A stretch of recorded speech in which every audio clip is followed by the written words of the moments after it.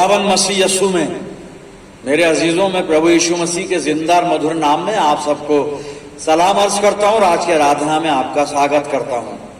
अजीजों में, हमेशा आप सबको अपनी दुआ में याद रखता हूँ। खुदा का फजल आप सबके साथ हमेशा रहे और हमेशा आपको महफूज रखे। परमेश्वर का धन्यवाद करते हैं आज के अच्छे समय के लिए, अच्छी संगति के लिए। आज जो खुदा बाप ने हम सब की रूहानी जिंदगी के लिए मन्ना दिया है, जो आज का जो कलाम है वो दूसरा राजा और 13 अध्याय और 20 और 21 पद में आपके सामने पढ़ रहा हूं। 2 king chapter 13 and verse 20 and 21। आप अपनी बाइबल में देखें, दूसरा राजा 13 अध्याय और 20 और 21 आयत में क्या लिखा है। और एलीशा ने वफात पाई और उन्होंने उसे दफन किया। और नए साल के शुरू में मोआब के जत्थे मुल्क में घुस आए। और ऐसा हुआ कि जब वो एक आदमी को दफन कर रहे थे तो उनको एक जत्था नजर आया। सो उन्होंने उस शख्स को एलीशा की कब्र में डाल दिया और वो शख्स एलीशा की हड्डियों से टकराते ही जी उठा और अपने पांव पर खड़ा हो गया। खुदावन की बड़ी बरकत उसके पाक कलाम के पढ़े जाने और सुनने जाने पर हो, आमीन। आइए अपने आप को तैयार करें, प्रभु से सामर्थ और अगुवाई मांगे, दुआ करें। खुदावन मसीह यीशु में, हमारे प्यारे आसमानी बाप, ये वक्त है तेरे जिंदा और मुबारक कलाम पर मनन करने का। हम इल्तिजा करते हैं, हम में से हर एक को पिता परमेश्वर पाक रूह का मसा अता फरमा कि हम पवित्र आत्मा की अगुवाई में होकर तेरे जिंदा मुबारक कलाम को सुन सकें, समझ सकें और इसे अपनी जिंदगियों में जज्ब कर सकें। परमपिता परमेश्वर, हम प्रार्थना करते हैं कि जब वचन रूपी बीज हमारे दिल की जमीन पर गिरता है, हमारी जिंदगियों में जड़ पकड़े और बहुत सा फल लाए। प्यारे आसमानी बाप, हमारे चारों तरफ अपने पाक फरिश्तों की सेना का बाड़ा बांधना कि शैतान किसी भी तरह से हमें तेरी संगति से जुदा ना कर सके। प्यारे खुदा बाप, अपने आप को तेरे अधिकार में देते हैं और ये दुआ तेरे प्यारे और इकलौते बेटे, अपने नजात देने वाले खुदावंद यीशु मसीह के जिंदा और मुबारक नाम के वसीले से मांगते हैं। सुन और कबूल कर ले, आमीन। अजीजों, एक बार फिर परमेश्वर का धन्यवाद करते हैं अच्छी संगति के लिए, अच्छे वक्त के लिए। और आज जो वचन में से पढ़ा गया दूसरा राजा 2 किंग 13वां अध्याय चैप्टर 13 20 और 21 पद मैंने आपके सामने पढ़े। यहां पर एक घटना लिखी गई है, पर उस घटना पर ध्यान दें इससे पहले थोड़े से हालात मैं बताना चाहता हूं। यहां पर इस्राएलियों का राजा योआश है, यहूदिया में राज्य करता है और इस्राएलियों की हालत ठीक नहीं है, क्योंकि ये परमेश्वर को भूले हुए हैं, परमेश्वर से दूर हैं और इस वजह से इनकी जिंदगी में, इनके जीवन में डिप्रेशन है, डिस्ट्रेस है, परेशानियां हैं, दुख है, मुसीबत है। और सबसे बड़ी मुसीबत और परेशानी ये है कि इनके ऊपर अरामी लोग और मुआबी लोग ये बार बार हमले करते हैं, इनको लूटते हैं और खास तौर से इनकी फसलों को लूटते हैं। और ये समय था कि फसल बिल्कुल तैयार थी, नए साल का आगाज था, शुरू था, और ये बार बार अरामी हमले करते, आते फसल लूटते, मुआबी आते और फसल लूटते, और ऐसा ही कुछ चल रहा है। और ठीक इसी दौरान एलीशा नबी, उसकी मृत्यु हो जाती है, वो मर गया, उसे दफन कर दिया गया। एलीशा इनके लिए दुआ करता था, इनको संभालता था रूहानी तौर पर, इन्हें आगाह करता रहता था कि ये परमेश्वर के साथ साथ चले, खुदा को भूले नहीं, खुदा से दूर ना हटे। लेकिन अब एलीशा की भी मौत हो गई, उसकी मृत्यु हो गई और उसे दफन कर दिया गया है। और उसको दफन करने के बाद यहां पर लिखने वाला लिखता है कि नए साल के शुरू में मोआब के जत्थे मुल्क में घुस आए, उनकी सेनाओं के लश्कर मुल्क में घुस आए और वो हमले कर रहे थे। बड़ा तज़्बज़ब का आलम था। इस्राएली लोग परेशान हैं और शत्रुओं की सेना उन पे हमला कर रही है, उन्हें लूटना चाहती है, खासतौर से उनकी फसलों को लूटना चाहती है। डरे हुए हैं, भयभीत हैं, परेशान है ये। और इसी दौरान यहां पर किसी एक व्यक्ति की मृत्यु हो गई और वो उस व्यक्ति को दफन करने कब्रिस्तान में गए। और जब ये उस मरे हुए आदमी को दफन कर रहे थे कब्र में, उसी वक्त इनको एक मुआवियों का जत्था दिखा। दुश्मनों की सेना का एक लश्कर इनको नजर आया। और जब इनको वो दुश्मन नजर आए, इनके मुआवी लोग नजर आए, मुआवियों का जत्था नजर आया, तो इन्होंने हड़बड़ाहट में घबरा कर डर के मारे, क्योंकि ये खौफजदा थे, बड़े डरे हुए थे, इन्होंने डर के मारे कुछ नहीं सूझा। इन्होंने उस आदमी का नाम नहीं है यहाँ पे, कौन था क्या था पता नहीं, बस सिर्फ एक डेड बॉडी है। और इन्होंने, इस्राएली लोगों ने जो इस फ्यूनरल में आए थे, उन्होंने हड़बड़ाहट में डर के मारे घबरा कर उस डेड बॉडी को एलीशा की कब्र में डाल दिया। लेकिन जब इन्होंने ऐसा किया तो यहां पर 21वें पद में हम पढ़ते हैं कि वो डेड बॉडी को जब इन्होंने एलीशा की कब्र में डाला अजीजों, तो वो डेड बॉडी एलीशा की कब्र में फेंके जाने के बाद एलीशा की हड्डियों से टकराई। और यहां पे लिखा है कि वो एलीशा की हड्डियों से टकराते ही वो डेड बॉडी या मरा हुआ आदमी वो जी उठा। और आगे लिखा है और अपने पांव पर खड़ा हो गया। इंग्लिश वर्जन में इस तरह से है, and they put the man in the tomb of Elisha and when the man was let down and touched the bones of Elisha, he revived and stood on his feet. यहां पर Elisha की खबर है, Elisha मर चुका है, Elisha की हड्डियों का जिक्र है, हड्डियां कब्र में हैं।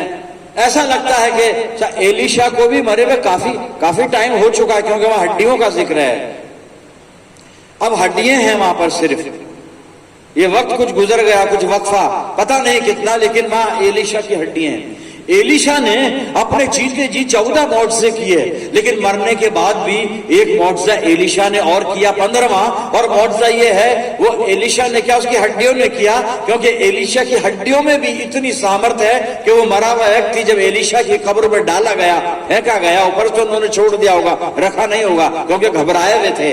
और यहाँ पे लिखा है वो मृत व्यक्ति एलीशा की हड्डियों से टकराते ही जी उठा और अपने पैरों पे खड़ा हो गया। अजीजों, ये वाकया क्या बता रहा है? और ये वाकया ये बता रहा फिर ये जनो कि ये जो इस्राएली लोग हैं, खुदा के जो लोग हैं, ये अरामियों और मुआवियों की वजह से बड़े डरे हुए हैं, घबराए हुए हैं, और ये उनसे हारे हुए लोग हैं, इनको शिकस्त मिलती है। ये डिफीटेड पीपुल है ये। और जब डिफीटेड पीपुल की हालत ऐसी है, मेरे अजीजों, खुदा हमारी डिफीटेड लाइफ में अपनी सामर्थ दिखाता है, अपना मिरेकल दिखाता है, अपनी शक्ति का प्रदर्शन करता है, जैसे कि खुदा ने यहां पर किया। परमेश्वर इन लोगों को बताना चाह रहा है कि अगर एलीशा मर गया, तुम मत डरना, खुदा नहीं मरता, खुदा तो जिंदा रहता है। एलीशा मरा है वहां पे, परमेश्वर जीवित है। खुदा इनको यह सिखाना चाह रहा है। पहली बात, दो बातें इस मौजज़े से हमारे सामने आती हैं, दो चीज हम सीखेंगे।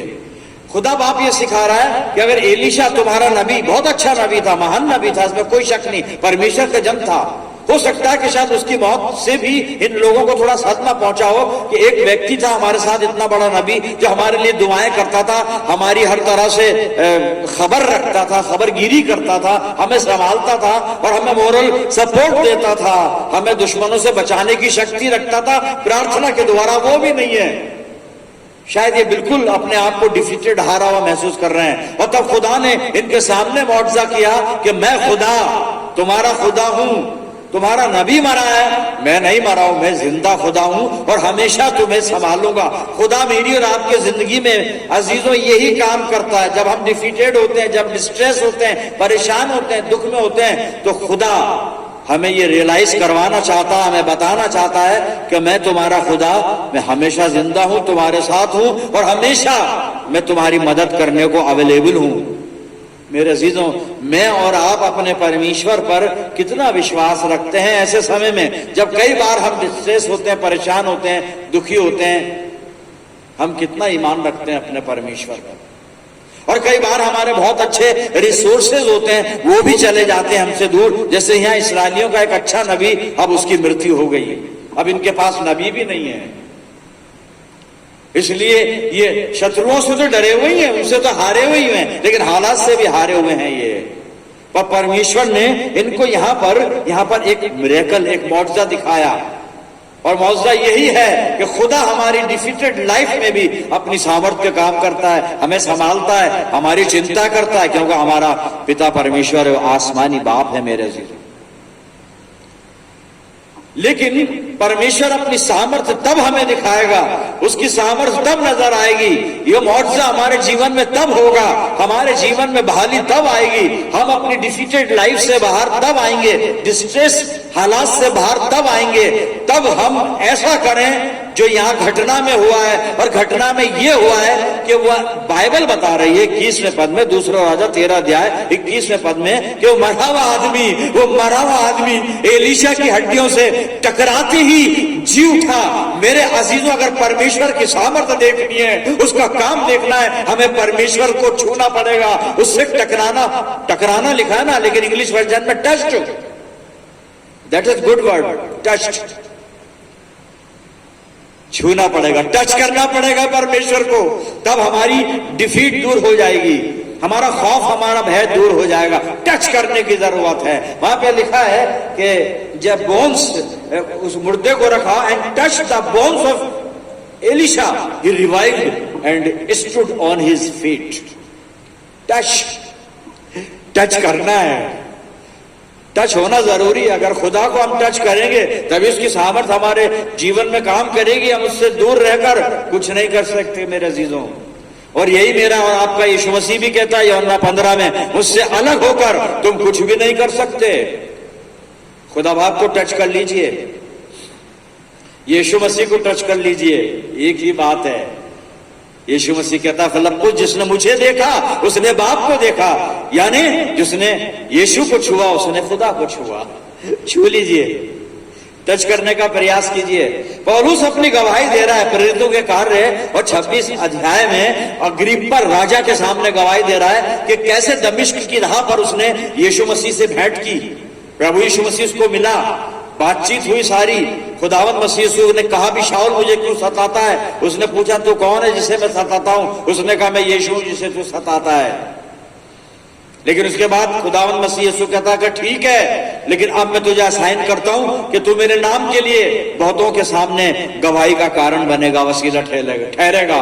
अग्रिप्पा राजा से बात कर रहा है, वो अपने उस घटना का जिक्र कर रहा है जिसमें शाऊल ने यीशु मसीह को टच किया और टच करने के बाद पौलुस बन गया। और पौलुस बनने के बाद क्या क्या दावे उसने किए, एक तो हवाले मैं आपको बाइबल में से बताता हूं। पौलुस, ये टच की हुई जिंदगी है, ये पौलुस वो है जिसने यीशु मसीह को टच किया है। तभी तो ऐसी बातें कर लेता है, मैं और आप नहीं कर पाते, क्योंकि शायद अभी हमने टच नहीं किया है। हमने नाम लिया है उसका, हमने नाम पढ़ा है, नाम बोला है, नाम सुनाया है, उसके नाम से दुआएं की हैं, उसके नाम से आते हैं जाते हैं, जय मसीह की बोलते हैं। टच करना है, लेकिन पौलुस ने टच किया है। रोमियो 7:24 में पौलुस अपनी बदकिस्मती का जिक्र कर रहा है और वो इस तरह से कहता है, आप सुने, मैं पढ़ रहा हूं, मैं कैसा अभागा मनुष्य हूं, मुझे इस मृत्यु की देह से कौन छुड़ाएगा। ये मृत्यु की देह है। लास्ट सरमन में भी हम देख रहे थे जहां पर पौलुस कहता है कि जो नेकी में करना चाहता हूं वो मुझसे बन नहीं पड़ती, और जो बदी करना नहीं चाहता वो कर जाता हूं मैं। बदकिस्मती, अभागा, कहता कैसा अभागा, बदनसीब, कहता मुझे मृत्यु की देह से, मौत के बदन से कौन छुड़ाएगा। यीशु मसीह मिल गए दमिश्क की राह पे उसको, इसने यीशु को टच कर लिया, यीशु ने इसे टच कर लिया। साहब, अब साहब इसका जो अभागापन जो है ना, अब दूर हो गया, अब ये रोता नहीं। अब ये क्या कहता है, मैं एक हवाला पढ़ रहा हूं, गलातियों की पत्री 2 अध्याय और उसका 20 पद आप सुनिएगा। अब इस पौलुस की, अब इसने यीशु मसीह को छू लिया है, यीशु ने इसको छू लिया है, अब इसकी गवाही देखिए। ये वही शख्स है जो कह रहा है मैं कैसा अभागा हूं, लेकिन यीशु को छूने के बाद अब अभागा नहीं है, ये अब अभागा नहीं है। हम तब तक अभागे होते हैं जब तक यीशु को नहीं छूते। जी क्या कहता है गलतियों 2:20 में कहता है, मैं मसीह के साथ क्रूस पर चढ़ाया गया हूं, अब मैं जीवित ना रहा पर मसीह मुझ में जीवित है, और मैं शरीर में अब जो जीवित हूं तो केवल उस विश्वास से जीवित हूं जो परमेश्वर के पुत्र पर है, जिसने मुझसे प्रेम किया और मेरे लिए अपने आप को दे दिया। कहता अब मैं जीवित नहीं रहा, अब मैं जीवित नहीं रहा, अब यीशु मसीह मुझ में जीवित है। ये है साहब टच होने के बाद की हालत, तो जिंदगी निहाल हो जाती है। हम गाना गाते हैं, यीशु तूने किया निहाल जब मैं शरण में तेरी आया। उसे छू लीजिए, पौलुस की गवाही सुनी आपने, छू लीजिए उसको, छू लीजिए प्रियजनों। यीशु मसीह के वक्त में एक मौजज़ा हुआ, हम जानते हैं इस मौजज़े को, लेकिन मैं उसको पढ़ना चाहूंगा। आप मरकुस रचित सुसमाचार निकालें और इसका 5वां अध्याय और 25 से 29 आयत मैं आपके सामने पढ़ूंगा और आप सुने अपनी बाइबल में, आप देखें। Gospel according saint Mark chapter 5 and verse 25 to 29। सुनिएगा, छूने की बात कर रहे हैं, टच। अपनी बाइबल में देखें। एक स्त्री थी जिसको 12 वर्ष से लहू बहने का रोग था। उसने बहुत वेदों से बड़ा दुख उठाया और अपना सब माल व्यय करने पर भी उसे कुछ लाभ न हुआ था, परंतु और भी रोगी हो गई थी। वेदों के पास जाकर और भी रोगी हो गई थी, डॉक्टरों के पास जाकर और भी रोगी हो गई थी। यही नहीं, जितने डॉक्टर के पास जाएंगे और भी रोगी होंगे। जाना है डॉक्टरों के डॉक्टर के पास, जहां अब ये जाएगी। सुनिएगा 27 पद। वो यीशु की चर्चा सुनकर भीड़ में उसके पीछे से आई और उसके वस्त्र को छू लिया। शी टच्ड हिज गारमेंट, यीशु के वस्त्र को छू लिया, क्योंकि वो कहती थी यदि मैं उसके वस्त्र ही को छू लूंगी तो चंगी हो जाऊंगी। और तुरंत उसका लहू बहना बंद हो गया और उसने अपनी देह में जान लिया कि मैं उस बीमारी से अच्छी हो गई हूं। उसने यीशु के वस्त्र को छू लिया और यहाँ पे कलाम कह रहा, तुरंत उसका लहू बहना बंद हो गया, तुरंत उसकी बीमारी चली गई, तुरंत उसका जिंदगी भर का दुख दफा हो गया। क्यों? यीशु मसीह को छू लिया। यीशु मसीह को छू लीजिए अजीजों, छू लेंगे तो ये जीवन में जो परेशानी, दुख, तकलीफ और बहुत बहुत कुछ है, जो उलझन है, मुसीबत, सब चली जाएगी। छूना है, सुनना ही सुनना नहीं है, छूना भी है। उसे छूना है, जतन करना है, कोशिश करना है। ये आई है बीमार औरत है, भीड़ है यीशु मसीह के चारों तरफ, भीड़ में घुसी है। बीमारी ऐसी है बेचारी के पास, बेचारी को कि घर से बाहर निकलना भी दूभर होता है, वो बीमारी है, फिर भी आई है। कोई बात नहीं, मैं छूंगी, छू कर रहूंगी। छूते ही शिफा मिल गई। तो जिंदगी भर परेशान थी, छूते ही परेशानी दूर हो गई। अजीजों, आपसे विनती कर रहा हूं, छू लीजिए, छूना पड़ेगा। कभी करा तजुर्बा आपने यीशु को छूने का? छुएंगे तो आशीष मिलेगी, बरकतें मिलेंगी। मती एक बात लिख रहा है और मती बात लिखते लिखते लिखते लिखते उस बात के अंदर एक चैलेंज है, एक इनविटेशन है, बहुत कुछ है, कॉम्प्लीमेंट है, एक दुआ है और हमारे लिए बहुत अच्छी सलाह है। तो ये सारी चीजें अब जिन पदों को मैं पढ़ने जा रहा हूं, मती रचित सुसमाचार और उसका 14 अध्याय, सुनिएगा। बात चल रही है, अब वो मरा हुआ व्यक्ति एलिशा की हड्डियों से टकराते ही जिंदा हो गया और अपने पैरों पर खड़ा हो गया। छूते ही, टच होते ही मुर्दे में जान आ गई। पौलुस कहता है कि मैंने यीशु मसीह को छुआ, मेरा अभागापन दूर हो गया, सब कुछ जो नेगेटिविटी थी लाइफ की दूर हो गई। अब कहता मैं नहीं, यीशु मसीह मुझ में जिंदा है। लो जी, कितना मुबारक व्यक्ति है ये। और यहां पर हमने इस स्त्री को देखा कि जिसको लहू बहने की बीमारी है, लेकिन यीशु को छूते ही अच्छी हो गई। तो मती कुछ लिख रहा है, मती ने कोई बात रिकॉर्ड की है जो मेरे और आपके लिए है, और ये आखिरी हवाला है। फिर ये जन सुनिएगा, मती 14, मती रचित सुसमाचार मैथ्यू चैप्टर 14 वर्स 34 to 36, यहां पे लिखा है, वो पार उतर कर गन्नेसरत में पहुंचे। कौन है ये? यीशु मसीह और शागिर्द गन्नेसरत में पहुंचे। वहां के लोगों ने उसे पहचान लिया और आसपास के सारे देश में समाचार भेजा, और समाचार भेजा कि यीशु मसीह आ गया जो बीमारों को शिफा देता है। यीशु मसीह आ गया, ये समाचार भेजा। वहां के लोगों ने उसे पहचान लिया और आसपास के सारे देश में समाचार भेजा, और सब बीमारों को उसके पास लाए। 36 पद, और उससे विनती करने लगे कि वो उन्हें अपने वस्त्र के आंचल ही को छूने दे। विनती ये नहीं कर रहा कि प्रभु हाथ रख के दुआ कर इन्हें शिफा दे, इसकी क्या जरूरत है मेरे यीशु मसीह को। अरे कपड़ा छूना जिंदगी मिल जाती है, वस्त्र छूना यीशु का जिंदगी मिल जाती है, इतना काफी है। बस बात है छूने की, क्योंकि हर एक नहीं छू सकता। वो विनती करने लगे, यहां पे लिखा है 36 पद, और उससे विनती करने लगे कि वो उन्हें अपने वस्त्र के आंचल ही को छूने दे, और जितनों ने उसे छुआ वो चंगे हो गए। मती लिखता है, जितनों ने उसे छुआ चंगे हो गए। जितने उसको छू लेंगे चंगे हो जाएंगे। अजीजों, आप उसको छू लेंगे चंगे हो जाएंगे। चाहे बीमारी आपकी मानसिक हो, चाहे आत्मिक हो, चाहे शारीरिक हो, 3 तरह की बीमारी होती है। आप छू लेंगे चंगे हो जाएंगे, कलाम कह रहा है। यहां पे मती ने चैलेंज किया, दावा किया, रिकॉर्ड कर दिया, इतिहास बना दिया कि जितनों ने छुआ, 1 2 4 10 नहीं।